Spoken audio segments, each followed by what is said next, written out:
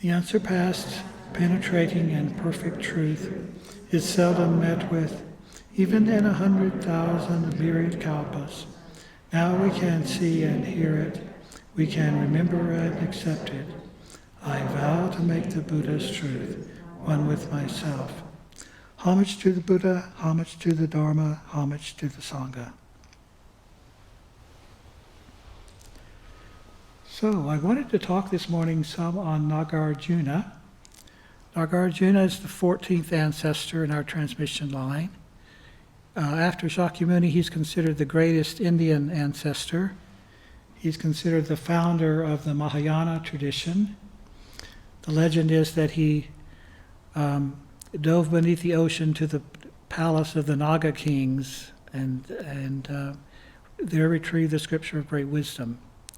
Reverend Master Jiyu explained to us that what that meant is that he went deep into his meditation to discover these deeper teachings.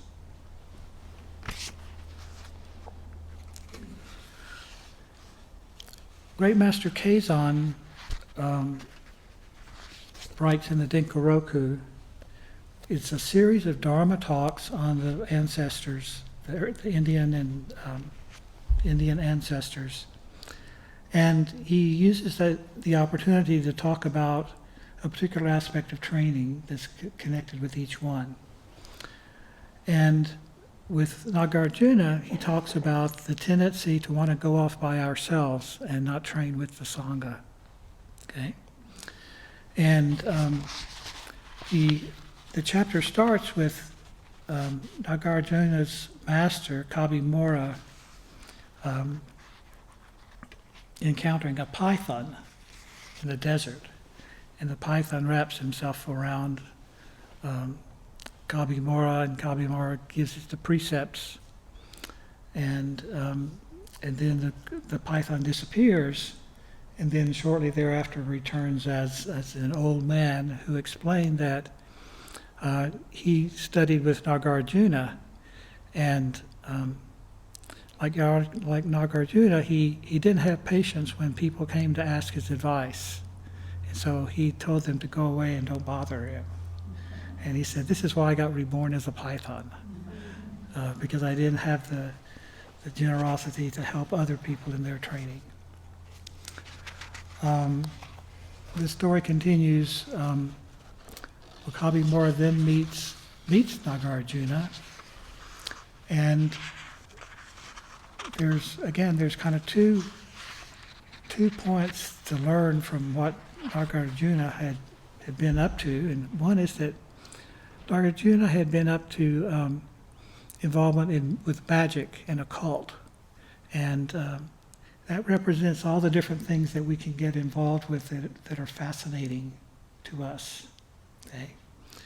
And he doubted that Kabimora had the true Dharma. And Kabimora just exhorted him to, don't doubt whether I'm a saint or not. Just have faith. Just have faith in the Dharma. And Nagyaarajuna was able to take that step, and the things opened up for him. There's a lot of back and forth conversation about the pearl of great price. What is the real pearl? What is the true pearl? And that's a reference to the that which we can't describe, that which we can't limit by our words. It's the important thing, okay, that we talk about in Zen. The important thing, the great matter. And Nagyaarajuna finally realizes that he has it. Okay.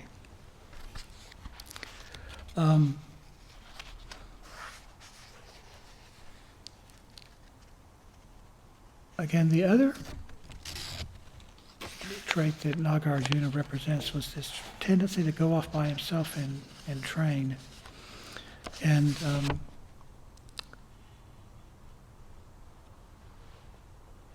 this is what Keizan says about that. Do not wish for some peaceful solitude or to desire to hide yourself away in some mountain forest, as monks of yore did. Truly this was a mistake that those not yet enlightened made in earlier times. It is also a mistake that those not yet enlightened are still making in our day. They say that because rubbing shoulders with others and being involved with various forms of social intercourse keep them from being tranquil, they wish to retire to a mountain forest and placidly meditate and practice the way all by themselves. Saying such things, many sequester themselves on mountains and in valleys, arbitrarily doing their practices and, for the most part, veering off onto false paths.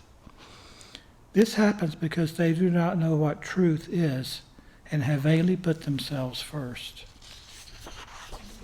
And then he gives some examples of monks of yore who did this. And he says their examples are truly laughable.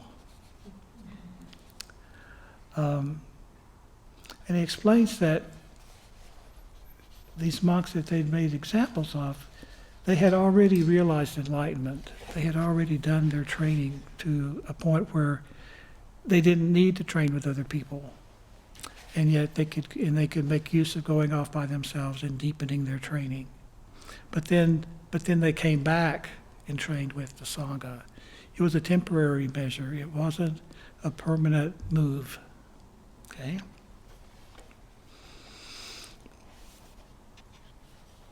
And then he says, ancients such as these never lived alone prior to their realizing enlightenment. They displayed such exemplary conduct during their lifetimes that they have left their names to posterity.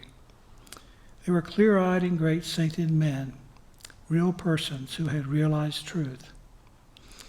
If you fail to practice what you should practice or reach what you should reach whilst living in some mountain recess, you will be just as the monkeys are that live there.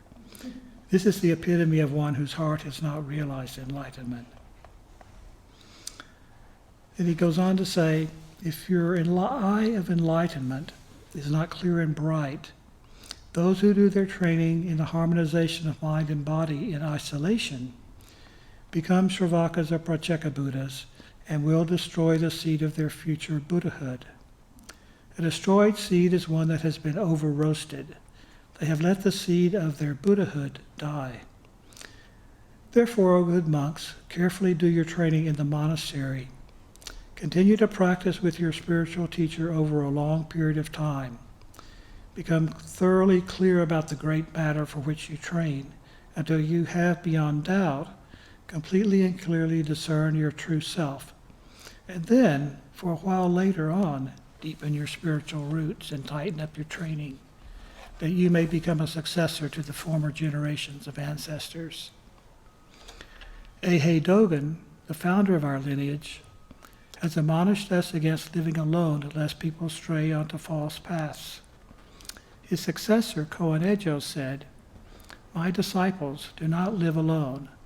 Even if you have realized truth, you should do your training in the monastery. How much less should those who are still studying the practice live alone? Those who would turn their backs on this admonition are not true branches and leaves of my tradition."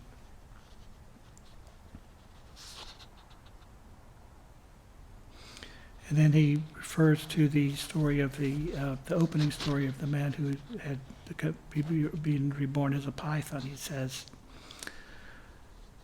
"There is a story of a man of long ago who, recklessly enjoying only his peace and quiet, was negligent in this way of living alone.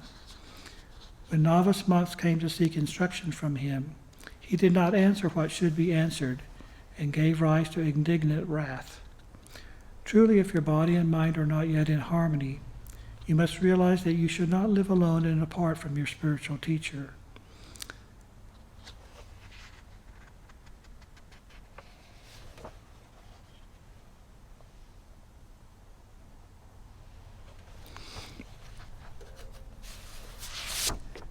Reverend Master Jiyu talked about this in the last years of her life. She talked to us about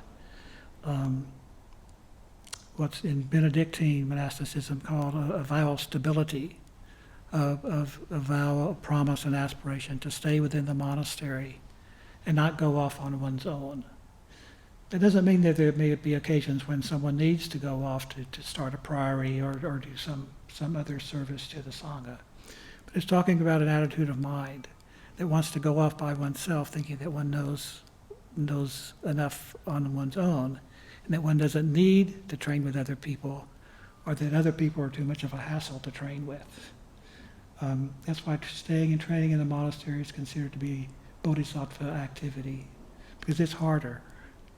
It's harder to stay in the monastery and train than be off on one's own, because one has to put up with each other's foibles and mistakes and misunderstandings. So again, that's the thing she encouraged us in the last years of her life, to be stable and and not go off on our own, thinking that we have it all. And that was Nagyaarajuna's mistake, but he turned it around, he converted it, and as a result became one of our great ancestors. I want to read a short other thing from Nagyaarajuna that Dogen quotes in the Gyakudo Yojenshu, Important Aspects of Zazen. He says, Nagyaarajuna said, the universality of change, the arising and disappearing, when completely understood, is the seeing into the heart of all things. And the mind that thus understands is the mind that truly seeks the way. So here Dogen's talking about impermanence, and for Dogen himself that was this first arising of his own bodhicitta, of his mind to seek the way. When his mother was on her deathbed at her funeral, he saw the incense smoke rising from the pyre, and he awakened to impermanence. And he realized that then that awakening to impermanence is synonymous with awakening to the desire to seek the way. When you truly see that everything is impermanent, it arouses within one's heart a wish to save all beings, because you see the suffering that is inherent in the life of human beings, the life of all beings. And so it can be a great boon in one's practice to cultivate seeing impermanence. And again, that goes right along with wishing to help others. Those two are not separate. They're not two separate things. They go together. Seeing impermanence and the desire to benefit others.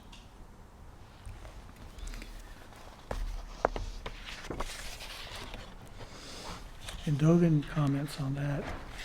As this is so, why is temporary dependence upon the ordinary mind of man called the mind that seeks the way? He says, if one sees through the changeability of the universe, the ordinary selfish mind is not in use. That which seeks for the sake of itself is nowhere to be found. Otherwise, this is the mind of selflessness, the mind of unselfishness, the desire to benefit others as well as oneself. So I'll close with that, and those are just a few short teachings on Nagyaarajuna. He, as I said, is considered the greatest Mahayana teacher in India after the Buddha. He's famous also for this little phrase of samsara is nirvana, because he taught us to look for nirvana within ourselves. You know, we're not trying to, and nirvana is not some heaven that we're trying to reach by being good. Okay? Nirvana is a state of mind that already exists, that through our training we can realize through eliminating our own defilements, afflictions, whatever you want to call these shadows or clouds that cover the true nature. It's already here, and we can realize it now. And that's why samsara is nirvana. There is no duality. It's an unflinching duality that all is one. know without any exception whatsoever, all is one. So I close with that. Thank you.